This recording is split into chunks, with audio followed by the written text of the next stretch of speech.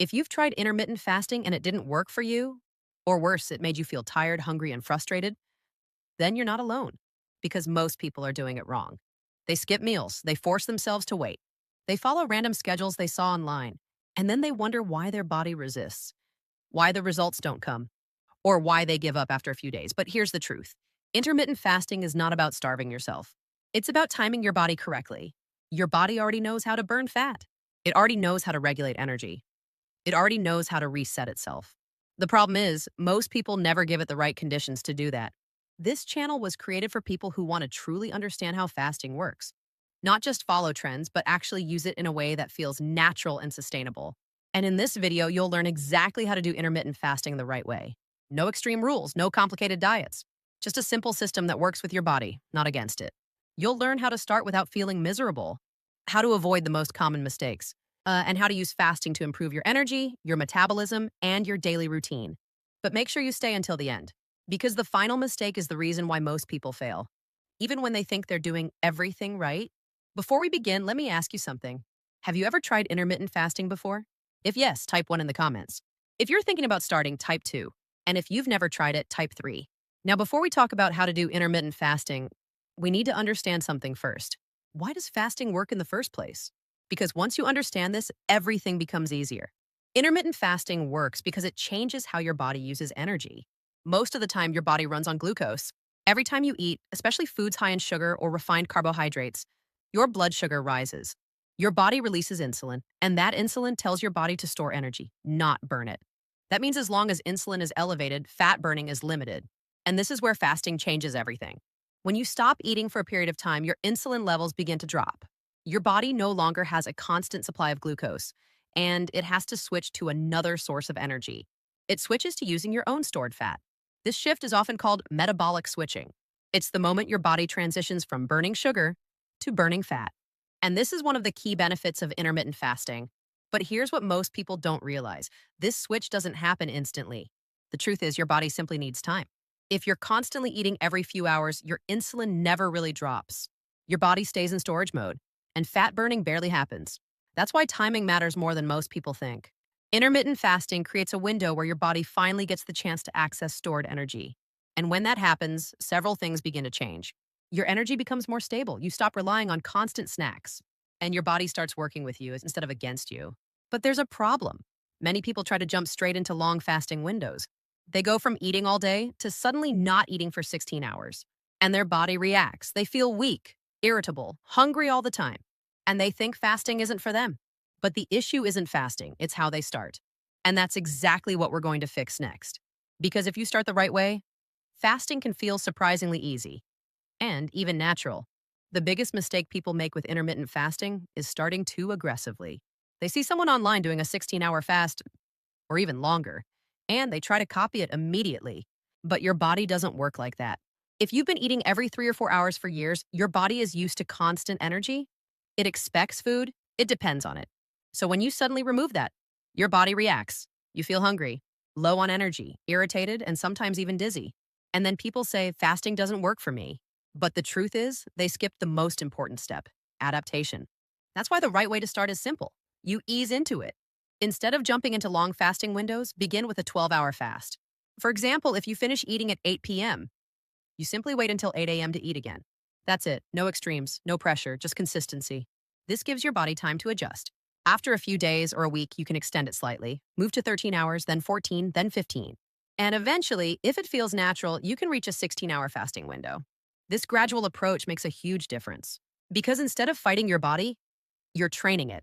And as your body adapts, something interesting happens. Hunger starts to decrease. Energy becomes more stable. And fasting begins to feel easier. But here's something even more important. What you eat during your eating window matters just as much as the fasting itself. Because if you break your fast the wrong way, you can undo most of the benefits. And that's exactly what most people don't realize. They fast correctly, but then they break it in a way that spikes their blood sugar, increases insulin, and puts their body right back into storage mode. And that's what we're going to fix next. Because how you break your fast can completely change your results. What you eat when you break your fast can either help your body or completely work against it. And this is where most people go wrong. After hours without food, your body is sensitive. Your insulin levels are low. Your system is ready to absorb nutrients efficiently. But if you break your fast with the wrong food, you trigger a spike, a rapid rise in blood sugar, a strong insulin response, and suddenly your body shifts back into storage mode. Fat burning stops, energy crashes, and hunger returns faster than expected. That's why the way you break your fast matters more than people think. The goal is simple. You want to ease your body back into eating, not shock it. Start with foods that are easy to digest and stable for your blood sugar. Protein is one of the best options. Eggs, yogurt, or a simple balanced meal with protein and healthy fats can work very well. Healthy fats help slow down digestion, they keep your blood sugar stable, and they prevent sudden energy crashes. You can also include some fiber, like vegetables, to support digestion and keep you full longer. What you want to avoid, especially at the beginning of your eating window, is sugar and refined carbohydrates. No pastries, no sugary drinks, no processed snacks, because those will spike your insulin quickly and undo the benefits of your fast. And here's something many people don't realize. The first meal sets the tone for the rest of your day. If you start with stable energy, you'll feel more in control, less hungry, more focused. But if you start with a spike, you'll be chasing energy all day. And that's exactly what we want to avoid. Let me ask you something. What do you usually eat as your first meal of the day? If it's something sweet, type 1. If it's balanced, type 2. And if you're not sure, type 3. Because this one habit alone can completely change your fasting results. Now, even if you start correctly and break your fast the right way, there's still one more mistake that can ruin everything. And most people don't even realize they're doing it. You can fast for hours. You can break your fast the right way. You can follow everything perfectly and still not see results. Why? Because of one mistake that most people make every single day. Without realizing it, this mistake has nothing to do with food. It has to do with what you drink during your fasting window. Many people think that as long as they're not eating, they're still fasting. But that's not always true. Certain drinks can quietly break your fast. They may not feel like food, but your body reacts to them. Drinks with sugar, even in small amounts. Flavored beverages, juices, and even some healthy drinks can raise your blood sugar, your insulin goes up, and your body leaves fat-burning mode, just like that. And here's the problem. You don't always notice it.